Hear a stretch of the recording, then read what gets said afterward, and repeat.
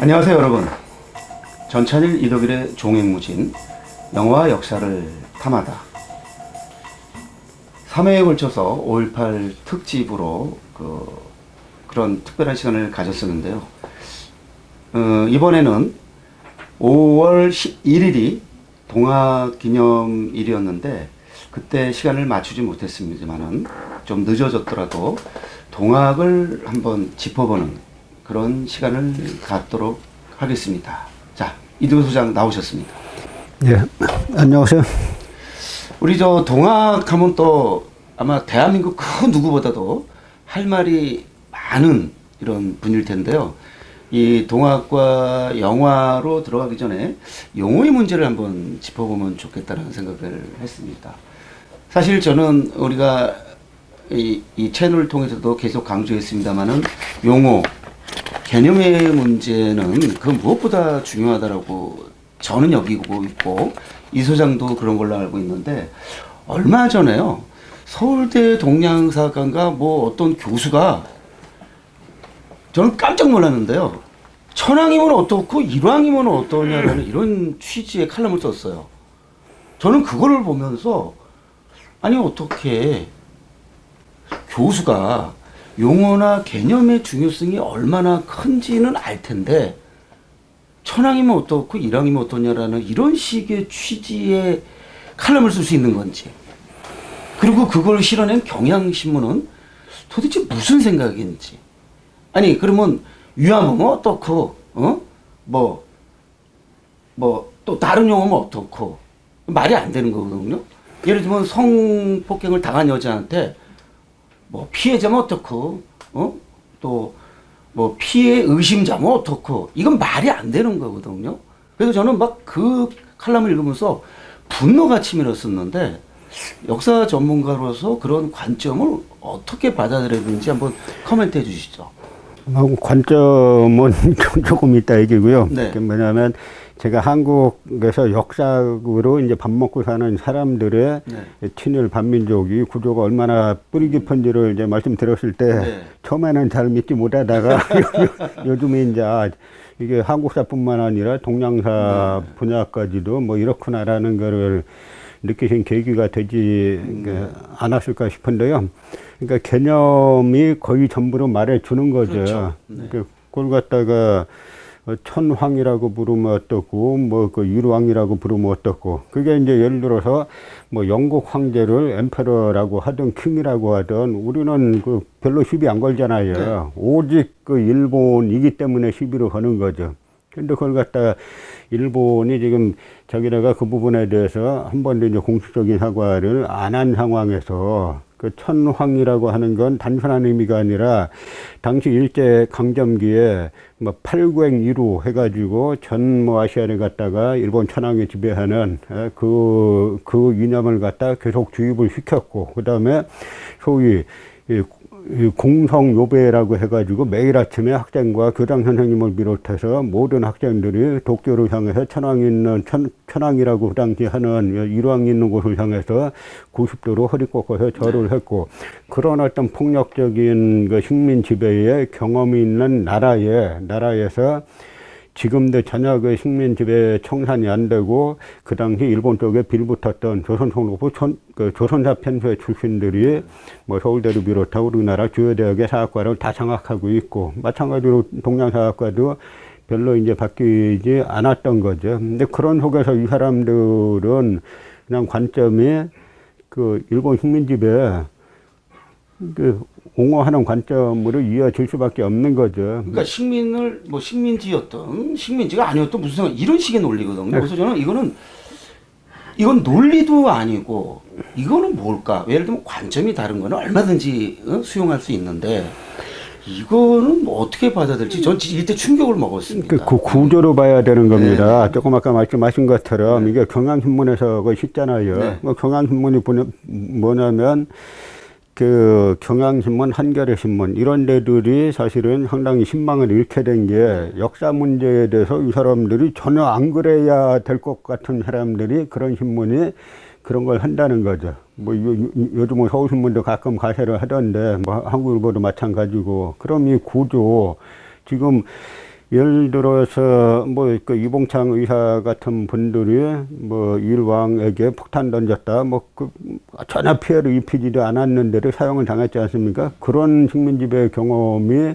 그 있는 나라에 그것도 역사학자들이 뭐 천황이 뭐 어떠고 일왕이 뭐 어떠냐라고 해서 일본의 이 구구 시스템의 그 존재를 갖다가 아주 이제 합리화하는 그런 시각을 버젓이 쓰고, 그럼 이 구절 보자기요. 경향신문에서 자기네가 먼저 이런 사람을 찾아가지고 지금 써달라라고 그렇죠. 네네.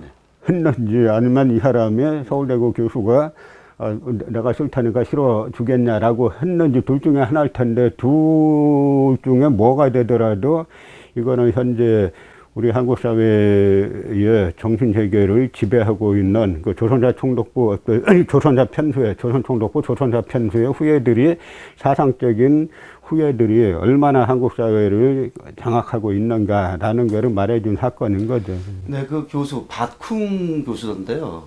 그 보니까 이제 일본에서 학위를 하고, 그래서 그거를 감안해도 저도 뭐 공부를 좀 한 사람입니다만은 이거는 상식적으로도 말이 안 되고 논리적으로도 말이 안 돼서 정말 충격을 제가 많이 받아서, 사실 이제 왜냐하면 동학을 하다 보면 자연스럽게 일본의 문제가 이제 대두되지 않습니까? 그리고 이제 물론 이건 내부의 문제이기도 합니다만은 동학을 진압하기 위해서 일본군을 이제 끌어들이고 그러기 때문에 이 문제를 좀 짚고 싶었고요. 사실 저도 늘 기회 있을 때마다 강조합니다만은 개념과 용어는 모든 것의 출발점입니다.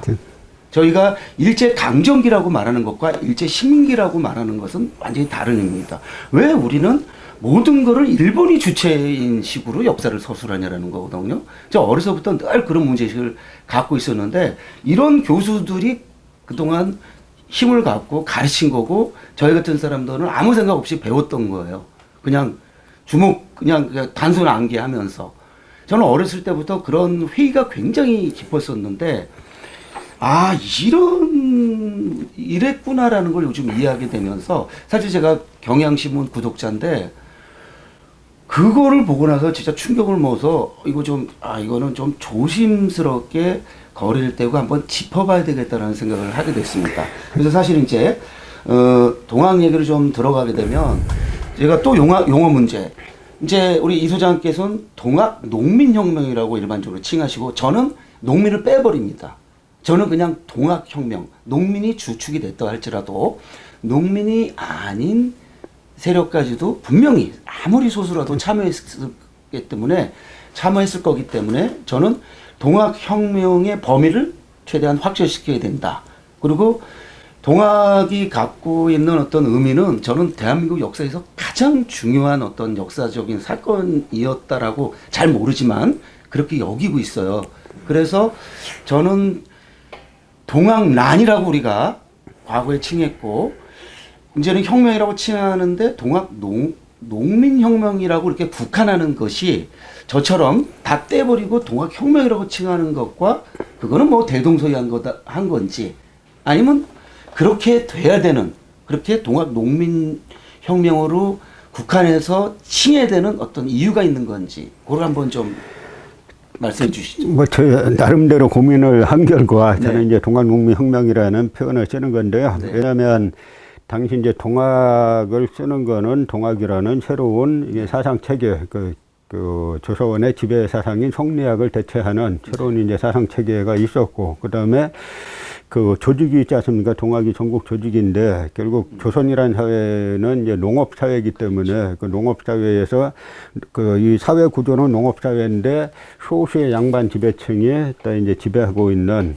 그런 이제 사회 모순을 극복하고 그 사회를 해체하기 위해서 동학 농민들이 주축이 돼가지고 일어난 뭐 혁명적 사건이기 때문에 저는 이제 농민이라는 표현을 씁니다만, 동학농민혁명이라는 표현을 씁니다만, 이게 뭐 누구도 정확한 용어 이 경우에는 하기가 쉽지가 않아요. 네. 뭐 그냥 동학농민이라고 하면, 그냥 동학혁명이라고 하면은 이게 너무 동학 동학이라는 그 종교가 너무 강조되지 않는가라는 생각이 들고, 이 당시 물론 동학 교도들이 주축이 된 건 사실입니다만, 이 당시 농민들이 동학이란 조직을 가지고 조선이란 봉건 왕조를 뒤엎는 그러한 것도 이제 조직으로 활용한 측면이 있기 때문에, 전 그래서 보다 동학 농민혁명이라고 하는 게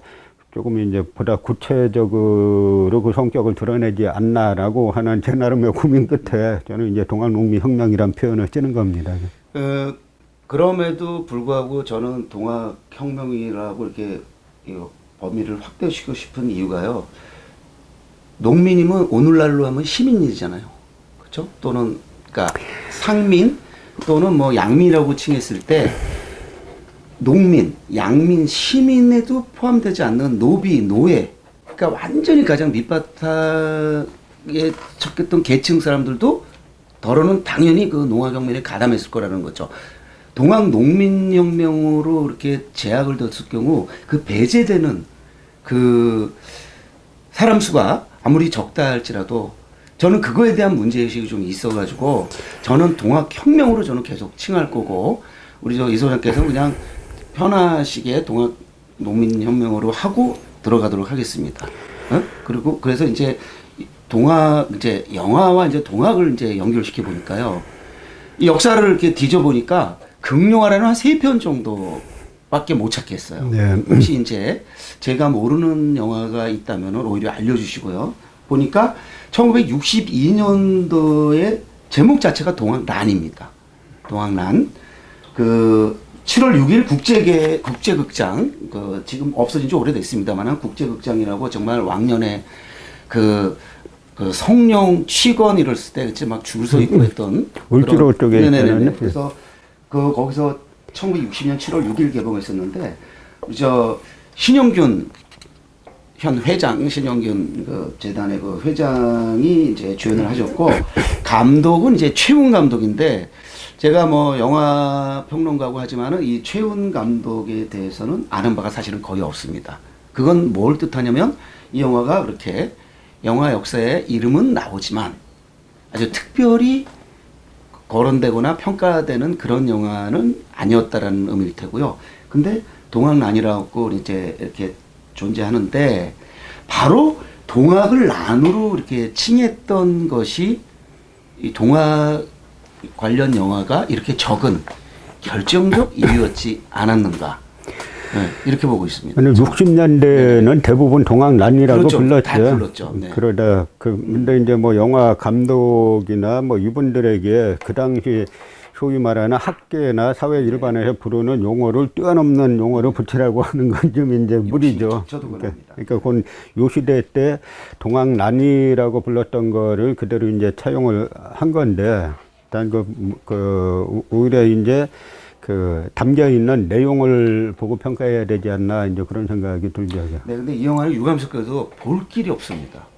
제가 미처 예전에도 보지 못한 데다가 아무리 찾아도 영화는 볼 수가 없어서 이런 영화가 있었다라는 정도만 언급하고 넘어가야 될 것 같은데, 그 다음에 이제 동학 관련 영화가 나오는 게 29년이네요. 1962년에서 1991년으로 뛰는데, 한국을 대표하는 거장 감독인 임권택 감독께서 개벽이라는 제목으로 이제 영화를 만드셨는데, 그때 이덕화와 이혜영 등이 나오는데, 이 영화는 오늘날 30년이 지난 오늘날의 눈으로 봐도 굉장히 흥미진진한 영화입니다. 여기서 주인공은 이제 수은 최재우의 이제 수제자였던 최시영, 동학의 2대 교주죠. 천도교의 2대 교주였고, 최시영의 어떤 삶이 아주 잘 드러나는데, 저는 90년대 영화를 미처 보지 않았었습니다.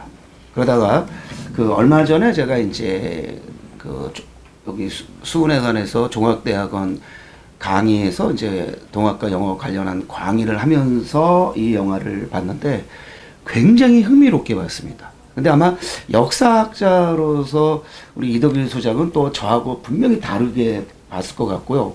그 얘기는 이제 다음 시간에 깊이 있게 하기로 하고요. 우리가 이제 이 영화의 이제 그 보도자를 보면요. 잘 나가다가 그 동학난이 만들어진 때부터 29년 뒤인데도 보도자료에 동학난이라고 나옵니다. 그러니까 여전히 1990년대도 동학을 다룰 때 혁명이라는 그런 시각으로 접근한 것이 아니고 동학난으로 접근하면서 여전히 뭐라 그럴까 기득권자, 가진 자의 입장에서 영화를 만든 게 아닌가라는 어떤 의문이 들었습니다. 그래서 개벽에 대해서는 우리가 구체적으로 뒤에 가서 좀 더 하겠습니다만은 저의 이런 문제제기나 이런 시각이 뭐 어떻게 뭐 너무 편협할 수도 있는데 그거는 어떻게 보시나요?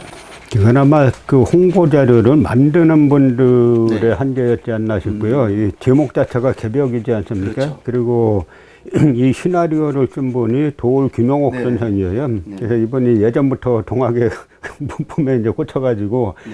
요즘도 이제 동학 이야기를 하시던데 네. 그렇기 때문에 이 김용옥 선생이 동학에 이렇게 동학을 강조하는 거는 이 동학을 개벽이란 관점, 예, 특히 이제 후천 개벽이란 관점으로 바라봤다는 거는 분명히 혁명의 관점으로 바라본 것일 텐데 이 당시만 하더라도 이게 영화 홍보하고 하는 분들이 동학하면 과거 동학난 여기에 좀 이 갇혀 있어가지고 뭐 홍보를 그렇게 하지 않았나 싶고요. 맞아요. 이 영화 만들어진 그 30년 뒤인 미얀마 항쟁을 말하면서 막 나가다가 결국에는 미얀마 사태라고 그 용어를 붙이는 것과 같은 맥락인 것 같고요.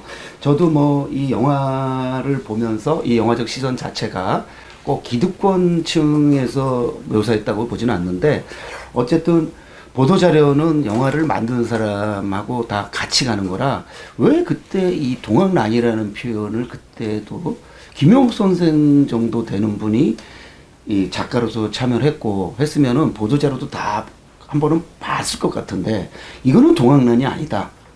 에? 개벽이라는 제목에 부응하지 않는 용어니까 그렇잖아요. 개벽이라고 해놓고서 동학난이라고 말하는 거는 사실 이건 난센스거든요.